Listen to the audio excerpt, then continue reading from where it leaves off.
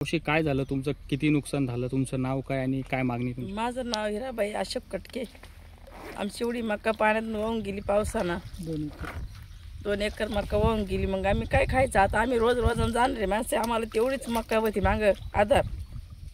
एवढी वाहून गेली, मग आम्ही काय खायचं दिवाळीला? पोरायचे शिक्षण कसे काय करायचे?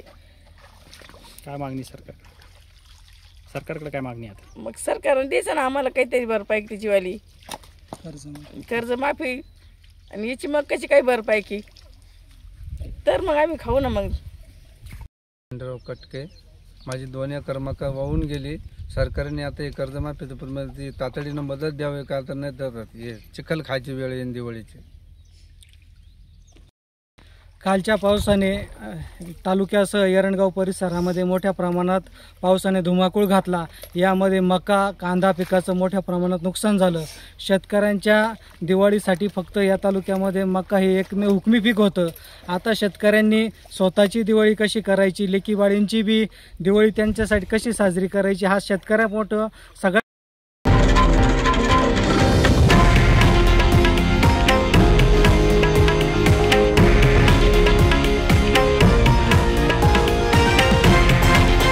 हे आहे देशातील नंबर 1 न्यूज नेटवर्क आणि आपण पाहत आहात TV9 मराठी, एकमेव.